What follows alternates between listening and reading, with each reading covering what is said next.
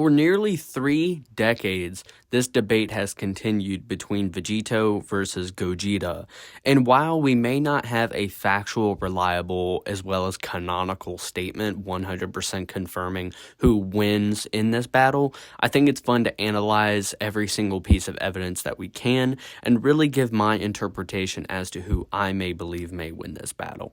So without further ado, let's get into it. Now, throughout many debates, I think more or less it comes down to the same two factors, whether it be how strong one is to the other or just how long the fusion would actually last.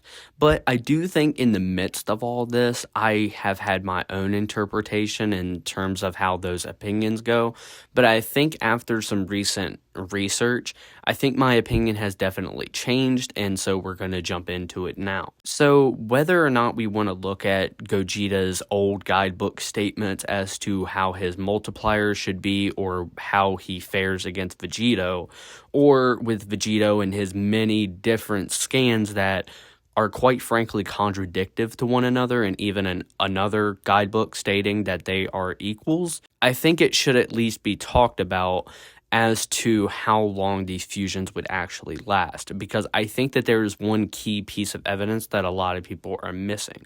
So let's talk about the fusion dance first, since it's the most simple. One thing we need to realize about the fusion dance is we need to look at Gotenks from the Buu Saga.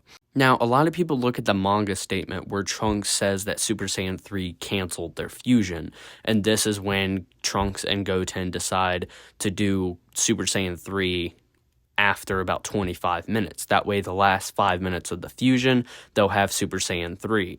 So a lot of people look at the canceling the fusion and they say, oh, more power equals less time for fusion. However, for Gogeta, this isn't the case, or at least no piece of evidence visually shown that this is the case.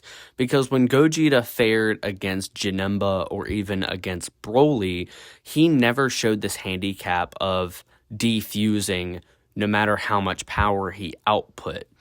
So I think there is one big piece of evidence we can take away from this, and something I've been thinking about recently, is that the Metamorian fusion has a stamina problem, not an energy problem. There are a major difference between an energy problem and a stamina problem.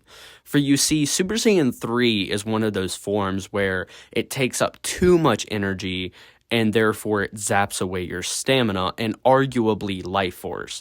The reason I say arguably life force is because we need to look at King Kai, where he says that if Goku uses Super Saiyan 3, he's going to drain away the rest of the time he has on Earth, meaning that Super Saiyan 3 is somehow connected to how much time he can have on Earth. So it's up to you if you actually want to interpret that as life force or maybe something completely different, but I think it should be stated that it's a little more than a stamina problem. Now, when we look at Gotenks and he goes Super Saiyan 3, he definitely has the energy to go Super Saiyan 3. And this is what energy is, meeting the requirement for physical or mental effort. Now, when talking about stamina is sustaining that physical or mental effort. And this is something that is stated by Gotenks himself, quite frankly, repeatedly, of that he cannot hold this form for long, so he needs to be quick. And even when he does finally power down, it's never actually stated that he defused or even depowered earlier than he should have. Rather, what happened is he depowered, he went back to base form.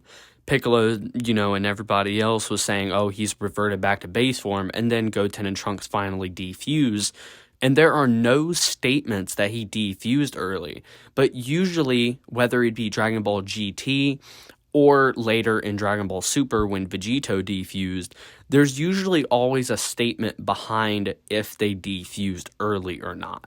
Now, I'm sure even after explaining all of that, I'm sure I still have some people that's going to be in the comments still confused about stamina versus energy. While they may be similar, they do seem to have a difference when it comes to Dragon Ball. For instance, when Goku and Vegeta attempted to go blue when Zamasu took over the sky, Goku tapped into blue and immediately reverted back to base form, and then Vegeta did the exact same thing.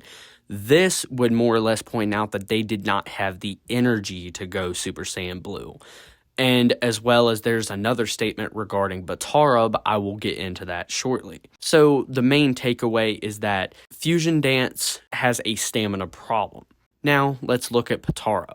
Potara's interpretation by many is, okay, so you have 1 hour, but also you defuse if you use up too much power.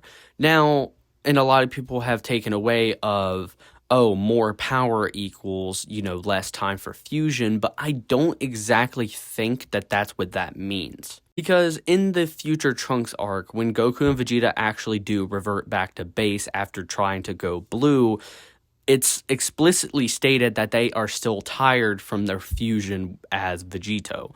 So me and a few mutuals of mine have talked about the situation and how we can interpret this, because I will admit even I was struggling to come up with an answer for this. Because when we look at Kefla, if you try to say, oh, it's a power problem or it's a stamina problem, Kefla should kind of debunk the argument, considering she's arguably stronger. So what really happened with Vegetto? Hey, what happened? Why did he defuse early?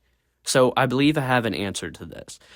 So because Goku and Vegeta were actually too exhausted from the fusion, it would actually make more sense if the Potara fusion is actually based on the Fusee's stamina.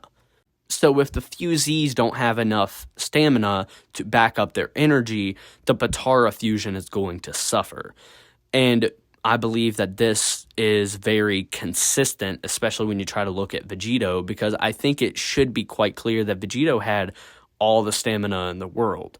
But the problem is this kind of came back to a Goku and Vegeta problem, not a Vegetto problem.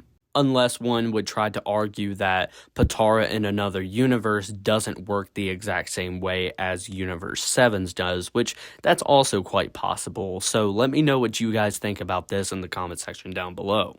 Now, I actually want to jump into the multipliers before I actually go into my conclusion as to who I think may take away this fight.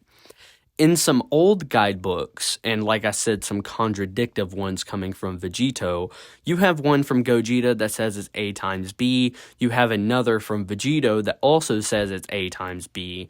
You have a guidebook stating that their fight essentially would be equal. It just depends on how long the fight goes. If it's less than 30 minutes, Gogeta wins. If it's more than 30 minutes, Vegetto wins. But then you have Dragon Ball Super that rolled around, and you have Vados give us a rough estimate on how strong Potara may be, as she essentially says that it's A plus B times 10 to 99 times.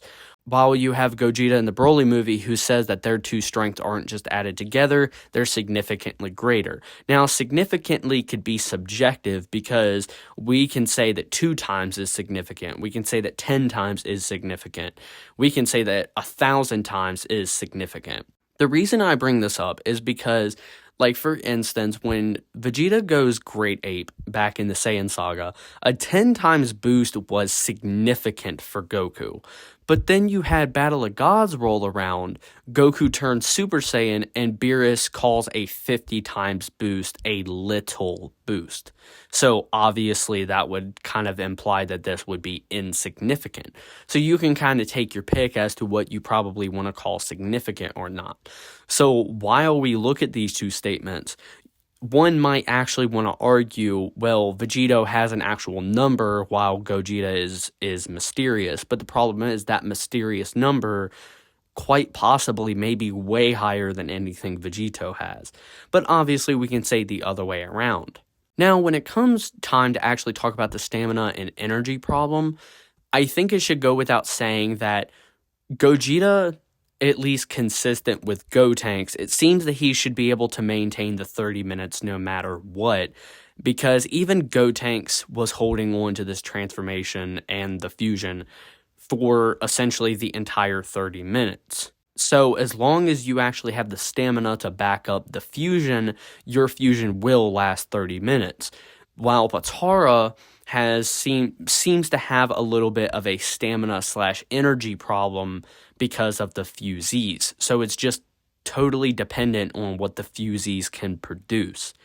Now, looking at this, I think in conclusion, I will say that Gogeta wins due to being arguably stronger, as well as he would just outlast the fusion of Vegetto.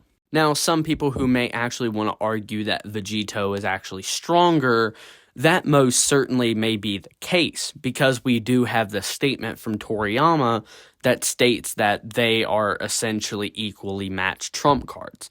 Now, you have many famous translators who have came out and explicitly stated that this guidebook is not talking about multipliers. But then you also have Kenzairo, who translated some kanji, and it says that neither are inferior, meaning that one does not pale in comparison to the other.